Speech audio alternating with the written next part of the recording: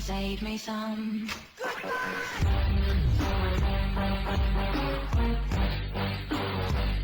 Hello, my friends. How you doing today?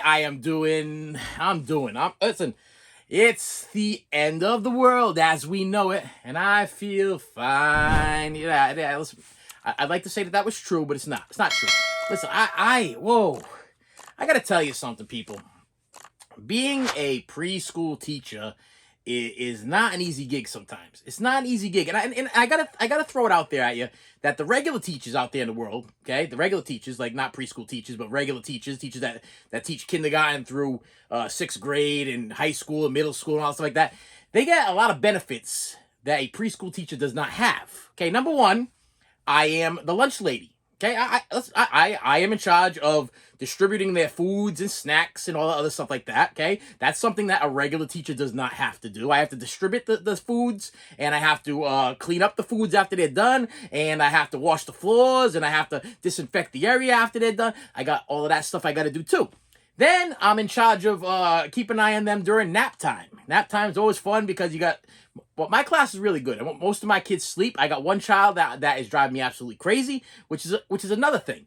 Real teachers, like full-time teachers, regular teachers, okay, not preschool teachers, get their summers off. And I'm starting to realize why real teachers get the summers off. Now, another thing about real teachers, they get discounts. They get these cards. They're called teachers association cards or whatever, and they get discounts on different things. They can go on trips. They can go, if they want to go to a local museum to check it out to see if they want to do a field trip for the kids, they can go do that stuff. But they get to do stuff like that too. And let me throw it out, they get their summers off with pay, okay? And I'm starting to realize the reason why. The reason why is because you need a break. Listen, not only do the kids need a break from you, you need a break from the kids.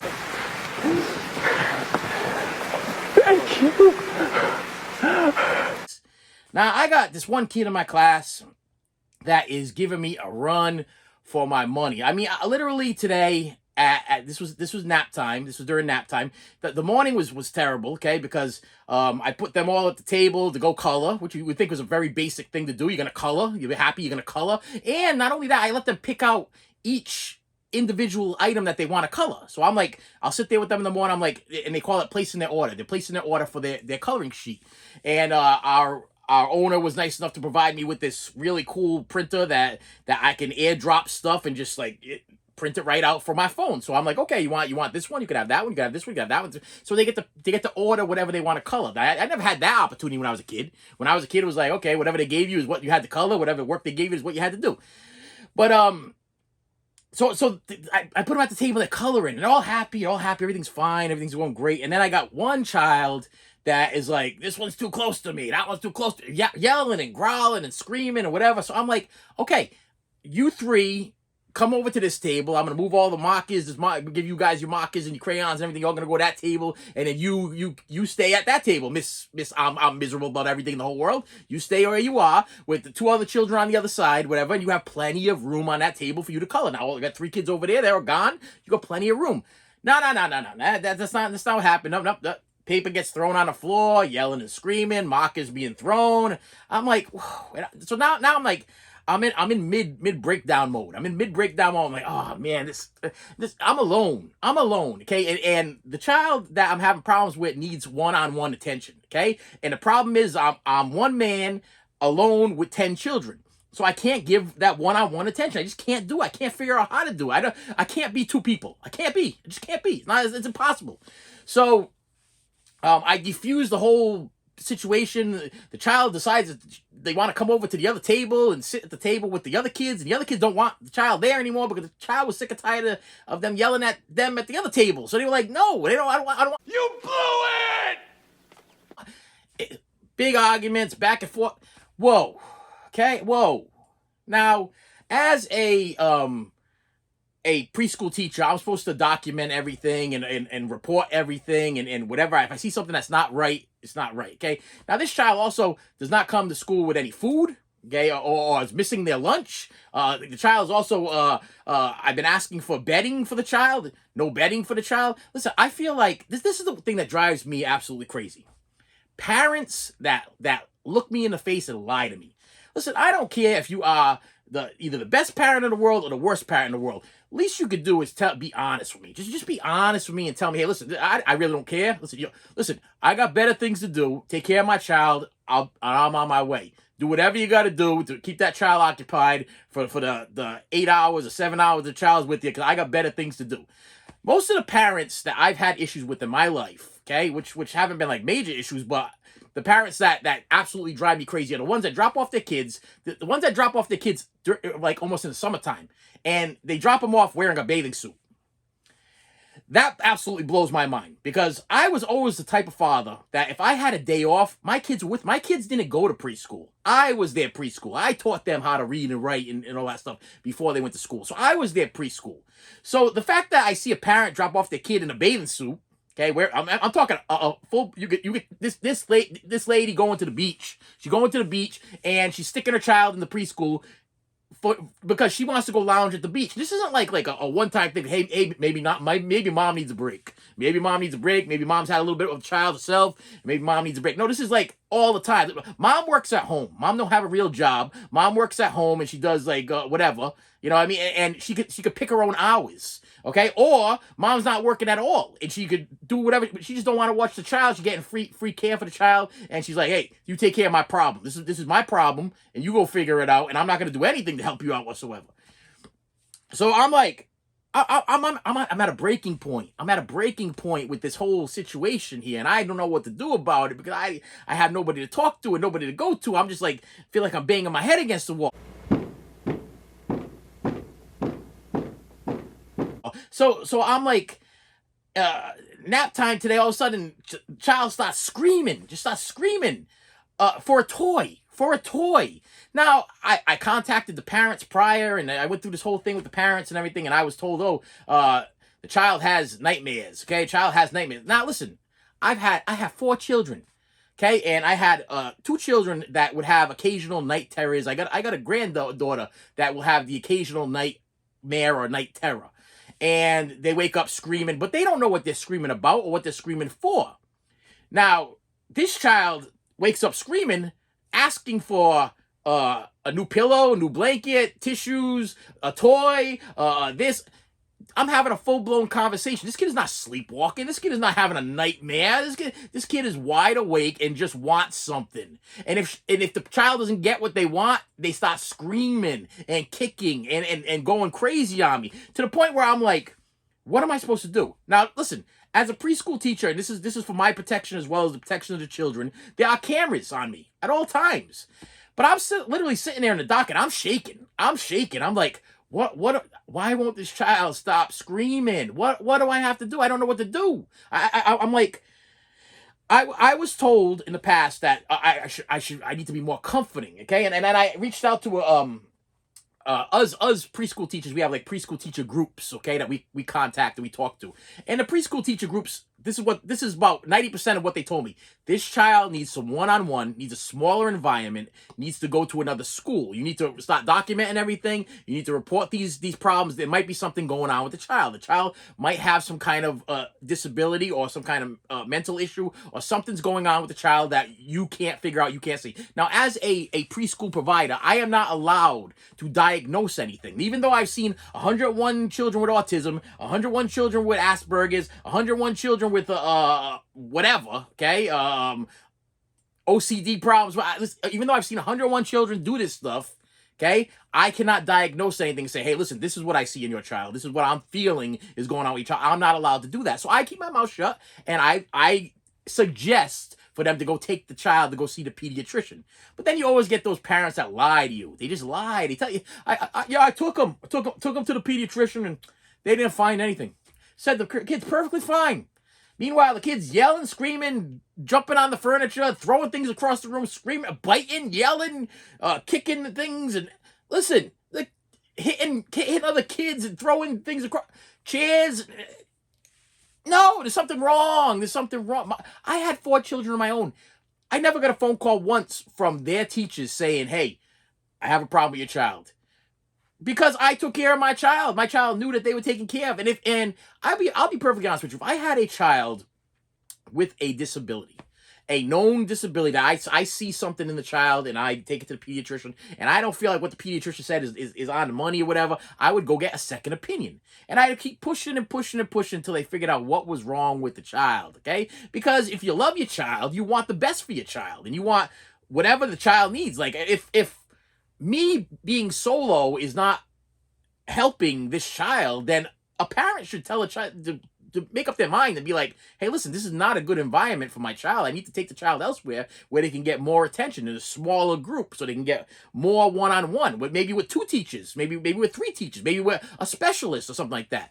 But no, I got some people are just satisfied with whatever. It's this is a world of whatevers. You know what I mean? And when I was sitting there in the dock today and I'm like, I finally got this child calmed down, but meanwhile I got kids coming up to me crying, screaming and crying. They want their mothers. They got one crying. They want their mother because they were woken up by the child. Want their mother. Another one screaming and crying. Another one just comes over and it's sweet. I feel so bad because sweetest kid in the world comes over and has a problem expressing themselves. Okay, and I know the screaming was getting on their nerves and just eyes are watering. It's just tears dripping out of the kid's eyes, and I'm like, oh, man, I can't. What do I do? What do I do? I'm by myself up here. What do I do? I got this kid who wouldn't hurt a fly, and is like being traumatized by this other kid, and then I got 6 other children waking up with people. I mean, imagine what you would feel like if you were fast asleep, snoring away. You saw in the wood. Ooh, ooh, you saw it. And all of a sudden, somebody starts screaming, I want a purse! I want a pocketbook! I want a toy! Ah! Ah! Ah! And it starts kicking things. It starts throwing things in the dock, like picking up their shoes and throwing them in the dock and everything. Listen, it's crazy. So, I don't know what the states... I'm not going to tell you what state I live in, or city, or state, or town, or whatever I live in, but I don't know when the states are going to start recognizing preschool teachers as having a difficult job. Maybe preschool teachers should get more time off. Maybe preschool teachers need the summers off. Maybe the preschool teachers need time off just like regular teachers. I am so tired of being put in a category of not being a real teacher. I'm sorry, a child care provider or a preschool teacher is not a real teacher. Well, isn't teacher in the title? Preschool teacher, pre-K teacher? I understand, but the kids at regular schools, they get a break from their teacher, and their teacher gets a break from them. Now, in the old job that I had, the old school that I worked at, I would get my summers off. I would not work summers because when I got there, I made a deal with the owners, and I said, listen, I'm going to take this job, but I want my summers off like a real teacher. Now, I would take my summers off without pay, which was a struggle and a half because I had no pay. But it was only a couple months, and I needed to mentally be able to get myself asserted. I need to get my mind mentally relaxed. Oh.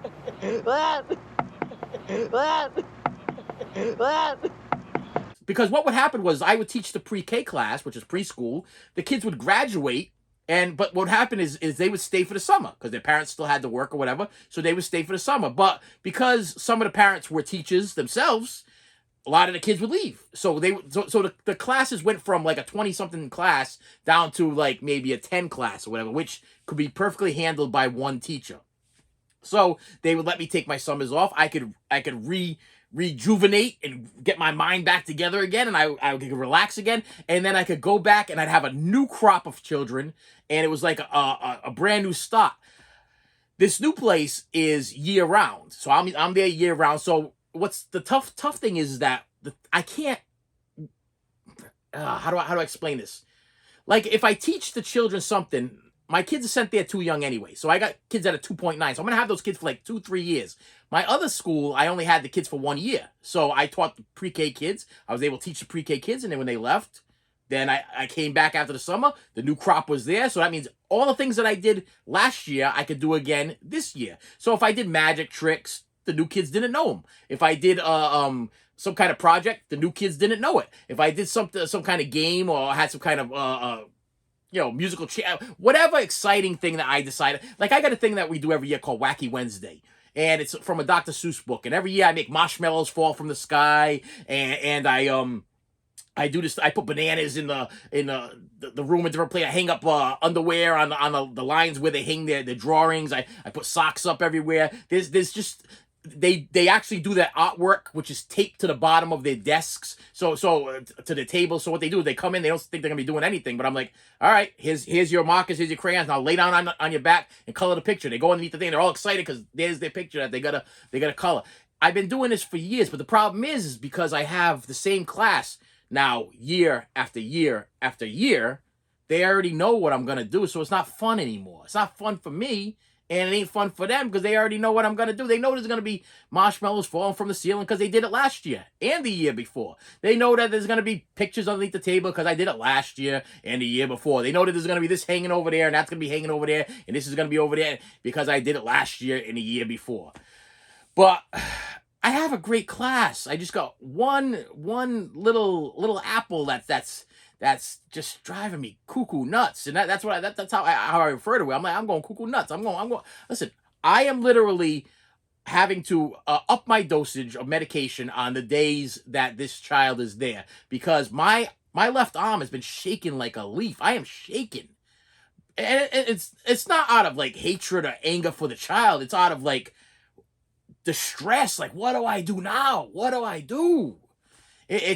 So my thing is that I'm hoping that one day the states or the towns or the cities, whatever, start to recognize that number one, preschool teachers are just the same, if not work even harder than regular teachers. We don't get our summers off. We do we work really hard. We do all our cleaning on Fridays. We do deep cleaning where we're like taking everything out. We're bleaching everything or cleaning everything. Okay. We're bleaching messages, bleaching everything, and we're cleaning everything. We take listen. It is a project, okay, to make sure that the place is spotless. Okay, real schools, they have janitors. We don't have a janitor. I'm the janitor. They have lunch ladies. We don't have lunch ladies. I'm the lunch lady. Okay. We have a cleanup. They have cleanup crews. I'm the cleanup crew. Okay. They have the teachers. I'm the teacher. So I'm all of these things wrapped up into one. And at the end of the day, sometimes I feel extremely beat down. And today was one of those days. I mean, I'm messaging my director downstairs, and I'm like, my left hand is shaking. I mean, I'm shaking. And she's like, well, what's going on? I'm like, she's screaming. The child's screaming for no reason. Is it like wants a purse? I'm not giving a child a purse with 2 hours left to sleep. Can't be playing, sitting in the dark on their cot, playing with a toy in the dark. It's not safe. It's not.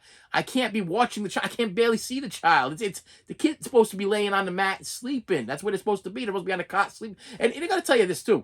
This new place that I work at, it's like the Hilton of child care facilities. Okay, the last place I worked at, they put kids on mats on the floor. And it was like a dirty floor where the kids were just laying there on a dirty floor on a mat. Okay, the mats were numbered. The kids slept on the mat. The mats were barely clean. They were just laying on a dirty floor. This place, they're on a raised cot. They got their own little pillows and blankets. And I'm like, this. Just take a nap. Take a nap. And after you're done, we'll play again and we'll do whatever. Listen, there's a schedule we got to keep. We keep to the schedule. And the sad thing is I'm complaining right now, but I have one child out of all of my children that is doing their own thing. Okay. Like the old Sesame Street, or the electric company. Remember they used to have that. One of these kids is doing their own thing. One of these kids is not the same. One of these kids is doing their own thing. Let's play the game. Da da da da da. Remember that one? Have like 4 squares, and it would have like 3 kids playing basketball, and then one kid in the corner would be like playing hockey, and you'd have to figure out the one kid that's doing their own thing. Well, this kid is doing their own thing. This kid is their own little world, own little time zone, own little everything, and I can't help. I can't figure it out, and because I'm not even like connected really to the building. I'm like I'm on another floor. There's no one to reach out to and help when I'm feeling overstimulated and over like I got nowhere to run. I got nowhere to go because I got to make sure those other kids are safe. I can't get upset and freak out and take off. I got to make sure that I'm taking care of all the kids. It's a difficult gig. So I'm hoping that one day the world recognizes that daycare, childcare, preschool providers, they need more time off. They need more time off. They need summers off or whatever. They need something's got to be done because it's a lot. It is a lot a lot. Maybe I'm getting too old for it. Maybe I'm just getting too old. Maybe my patience level is going through the roof. But I don't think there's anybody that could sit there and listen to a child scream for something for 2.5 hours straight with complete anger, kicking their feet, yelling, screaming, throwing things in the dark. You're trying to comfort them, you're soothing them, you're rubbing their back, you're trying to cover them up with their blanket and throwing the blanket back at you. They're yelling for a tissue, you give them a tissue, they throw the dirty tissue at you, you're rubbing their back, and you still gotta remain that calm. I love you, I love you, calm down, I love you, hey, sweetheart, calm down. And it's still throwing things at you, and they're still yelling at. I don't know anybody that has that much patience to go on for 2.5 hours or whatever of like screaming and yelling and frustration. And then when you go talk to the parents, it's like, know what I love? I never seen that happen at home. No, don't recognize that. No, this is something that she does at school, or he does at school. There's nothing. This is all news to me. I don't know. Listen, buddy, you be crazy, okay? You must be the problem because I've never seen this kind of reaction anywhere else. Meanwhile, you probably haven't seen your kid in probably about 2 or 3 days because they probably been with the parents or grandparents or great grandparents or whatever, or the ones with the dad or one with the mom one day or with the boyfriend the other day or with the other. Listen, this world is it's not easy to be a kid nowadays. That's why I try so badly to have so much compassion and be understanding of, wow, maybe this kid's struggling with something. These kids are struggling with things. And I try to be so compassionate and so understanding, but I'm like, whoa, little assistance here, a little help, please, a little something, please. Yeah, and the best thing I can think of is, listen, I think if anybody watches this channel and you're like a representative of your state or town or whatever, stop recognizing your daycare providers and your preschool providers or whatever. I think that they need more time off. I think that they need more benefits. Okay, I think that they should be able to get at least one of those teacher association cards where they can actually like get discounts on different places or whatever. Recognize these people as teachers. We work really hard. We work really hard. It's not easy to take care of a 1, 2, 3, sometimes less than one. Okay, because I'm talking about even the toddler teachers, the infant teachers, whatever.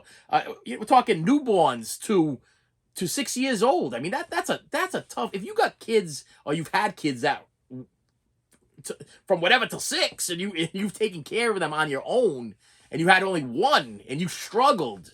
You know how many times I've had a parent come in and say, "God bless you. God bless you. You taking care of 10, and I can barely take care of the one I got." You know how many? If I had $1 for every time I had a parent tell me that, I wouldn't be teaching anymore. I would be at home relaxing, watching movies all day. That's what I'd be doing, because I'll tell you, they love to tell me that. I give you a lot of credit.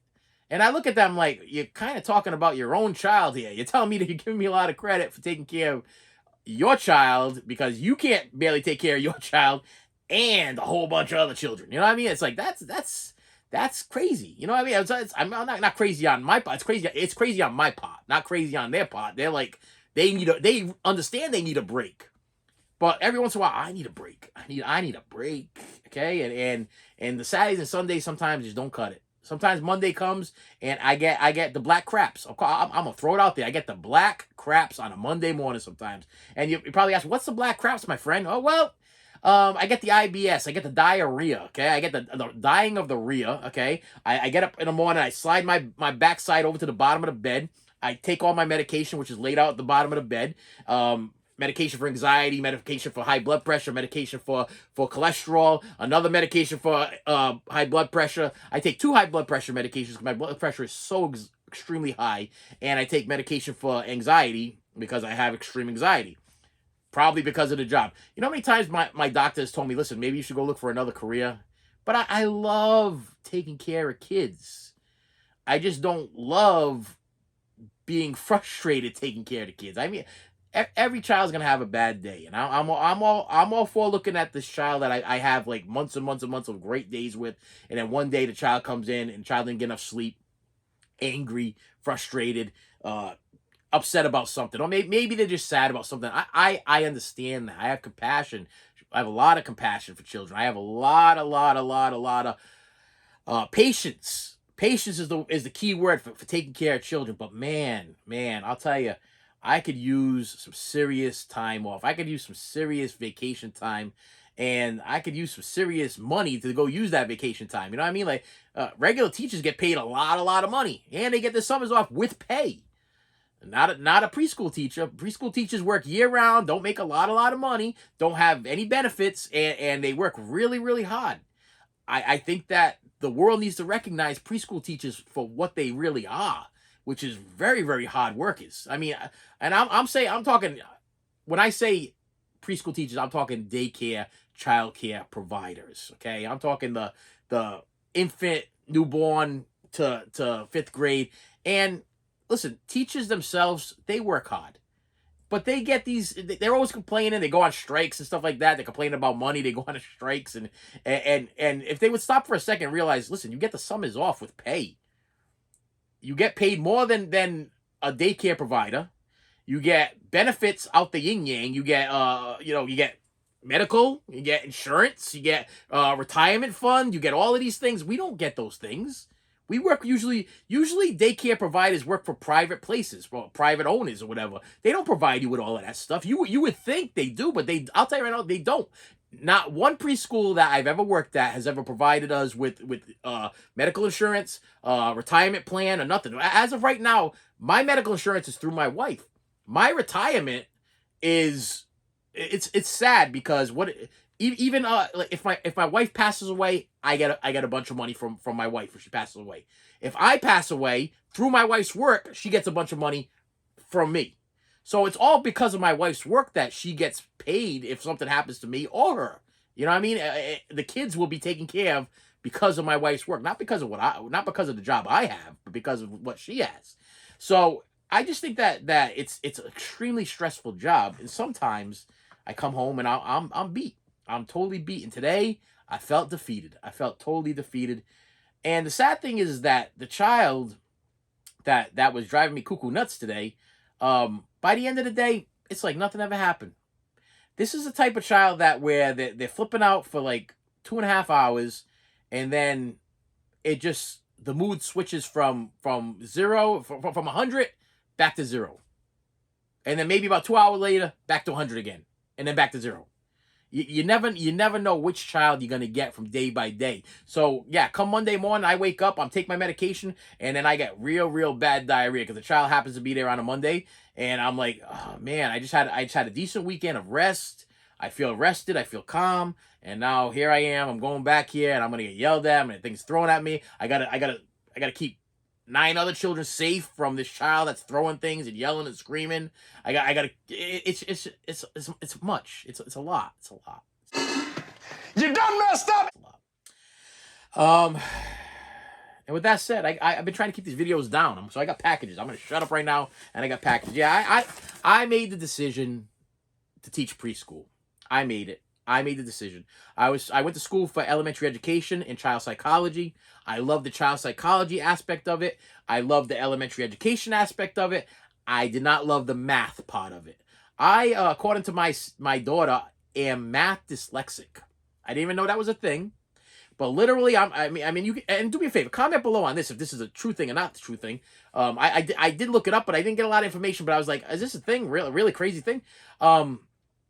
If I try to do math, like I'm even like add and subtract, no problem, but anything more than that, and I know I've talked about this before on the channel, believe me, I'm not having I'm just trying to say that the stuff starts moving off the page, like numbers will stop moving. I get math anxiety. I get stressed out from like add and subtract, no problem, multiplication no problem, division I get a little and then anything more than that is like, forget it. You know, word problems, forget about the word problems. Like the Billy needs 400 pipes to 300 by 28 cubics by 400 cubics, and they got to put the pipes in the house and how many square feet. Forget that crap. Forget that. Listen, when I go to Home Depot because I got something broken in the house, and I said, let's say for instance, it's a pipe. I'm going to use an example of a pipe. I'll go down there, I'll be like, hey, give me that pipe, and I'll grab that pipe and I'll bring it home, and I'll be like, oh, that wasn't long enough. I needed more pipe. I get back in my car, I go buy more pipe. I come back, that's not long enough for two. I go back and buy another pipe. And if it's too long, I return it. You know, that's where I'm at. I'm not standing there doing no mathematical equations in my head and figuring out, oh, I got 10 feet of pipe and 3 feet of clearance and 10 feet of what. Listen, matter of fact, a long time ago, I went to go take the test to go work at the Home Depot. And I don't know if they do this anymore. I think they've reached a point where they were like, screw this. We're abolishing this test because nobody could pass it. I went in. to go take the test, and I got 2 pages in, and I got extremely embarrassed, and I just started just writing gibberish on there, and I wrote a fake name on it, and I left. I was like, nobody should need to know how many nails you need to buy in order to do a wall that's 4 feet by 10 feet by 7 feet, and that's what the kind of questions they were asking back in the day. It was all handwritten. This is how far back I'm dating. I was fresh out of high school. I was looking for a job, talking maybe back in '94, and that's the kind of test that they were giving. I literally just walked out. I was like, screw this, ain't gonna happen. I can't do the math. Mr.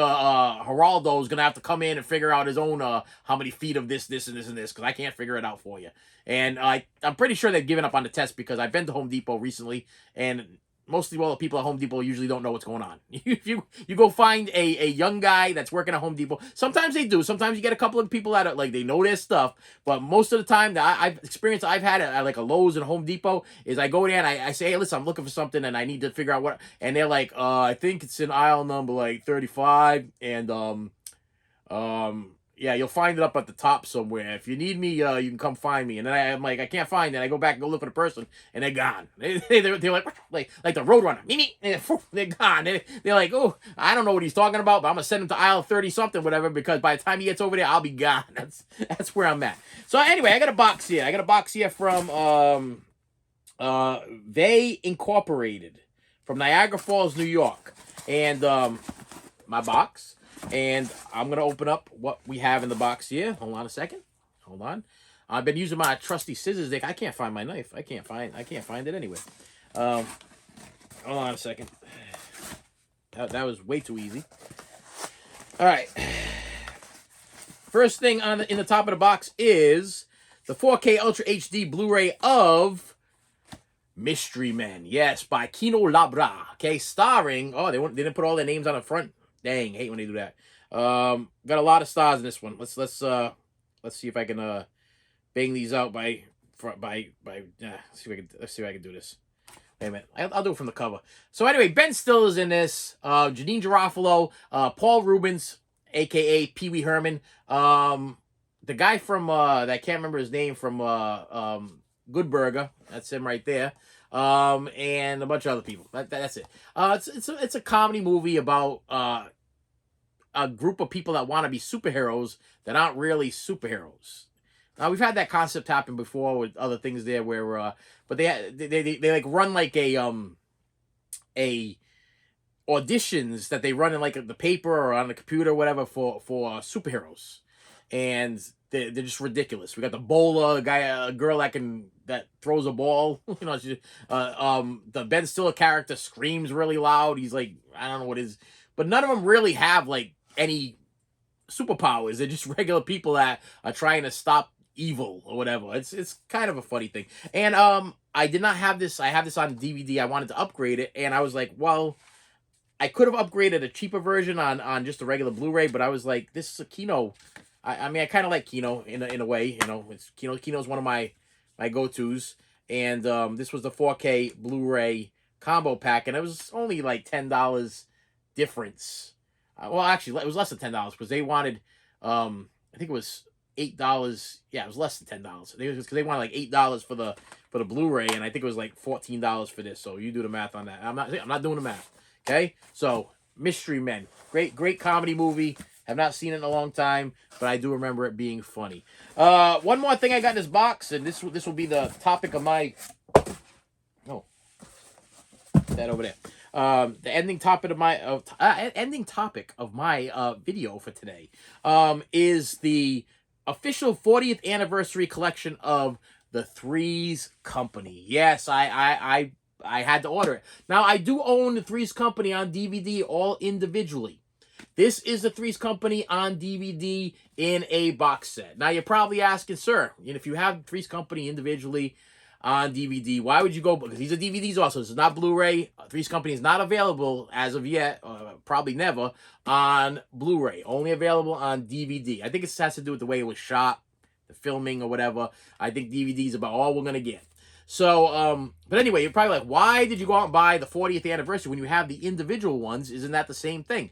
No, I will tell you why. Because this also has, for a bonus, the spin-offs from Three's Company. So you get the Ropers and you get Three of the Crowd, the complete series, also in this box set. And what's really cool is behind this door right over here, because I was wondering, because I thought it was kind of funny, because if you look on the back, you got the Three's Company cast, and you have Mr. Furley over here, Don Knotts. And I was like, where's the Ropers? How come they didn't put the Ropers on there? Well, if you open this up and you open up this door over here, come and knock on my door, and you open it up, the Ropers are behind there. So yeah, you get the Ropers spin-off, and you get the Three as a Crowd spin-off, which was the John Ritter. And if you get to the end of Three's Company, you find that John Ritter meets this girl, and the father is like a pain in the neck.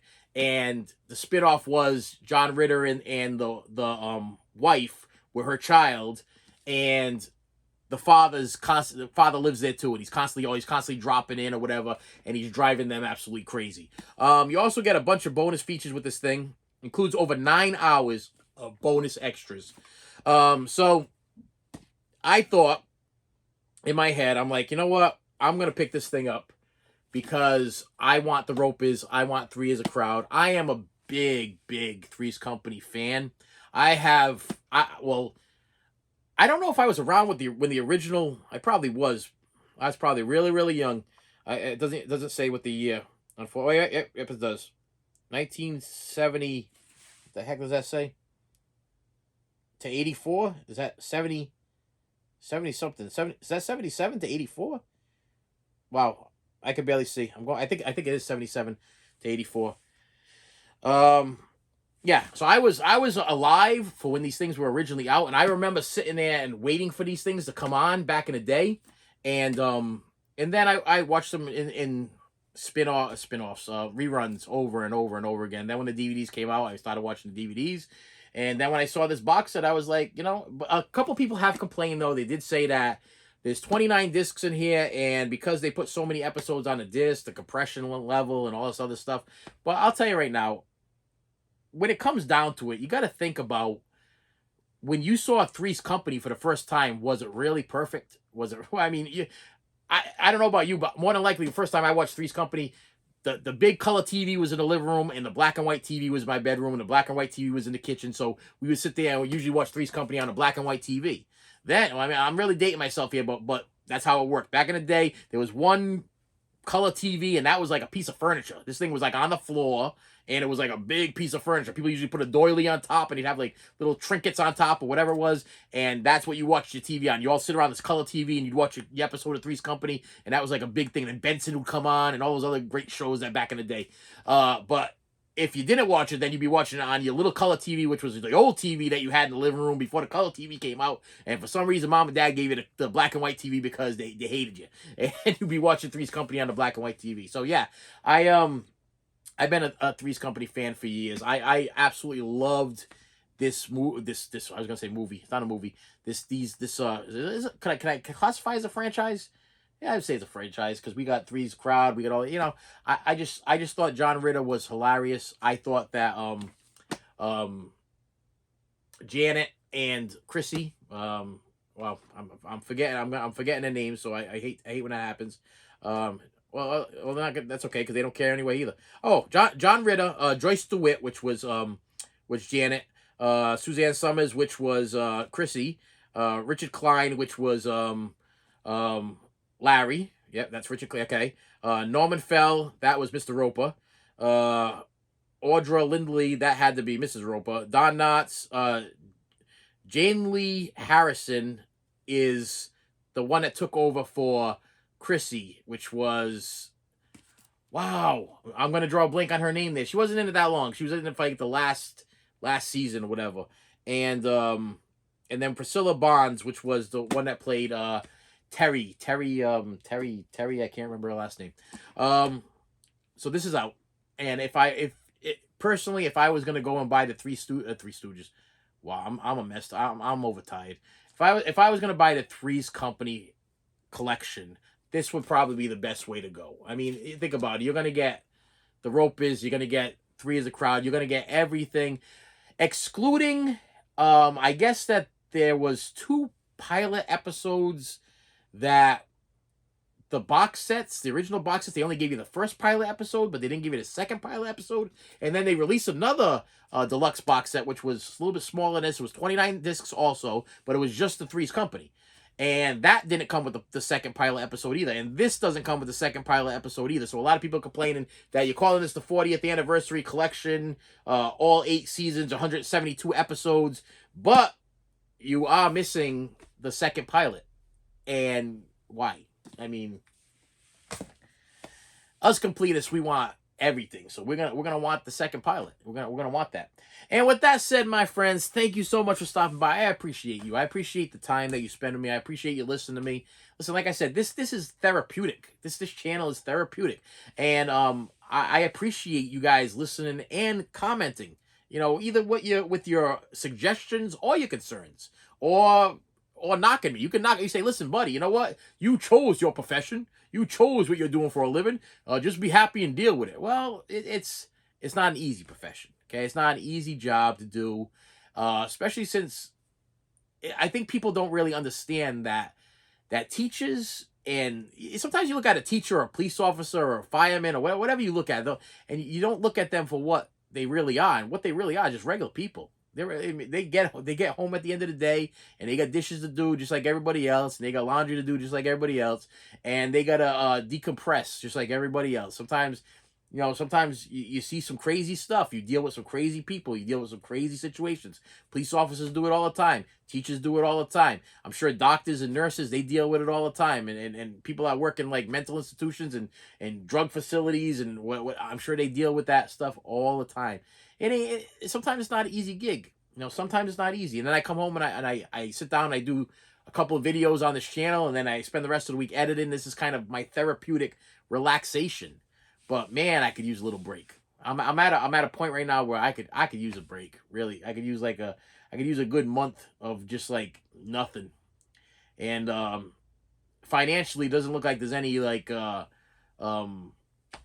rainbow that's going to be leading me to any pot of gold anytime soon. So if you please do me a favor, just hit the like button and then the subscribe button and help this algorithm going on. Got to give me a thumbs up. You give me the thumbs up. You're helping the algorithm, and YouTube's pushing more things out there. Man, I would love to be like one of those big famous YouTubers that are just this is all they do. They just record stuff all the time and be entertaining. I would love that. Okay, I would absolutely love that. But put extra special. But I'm just not there. I'm not there yet. I don't know when I'm ever gonna be there. If I'm ever gonna be there. And with that said, my friends, thank you so much, and I will see you later. You should have saved me some.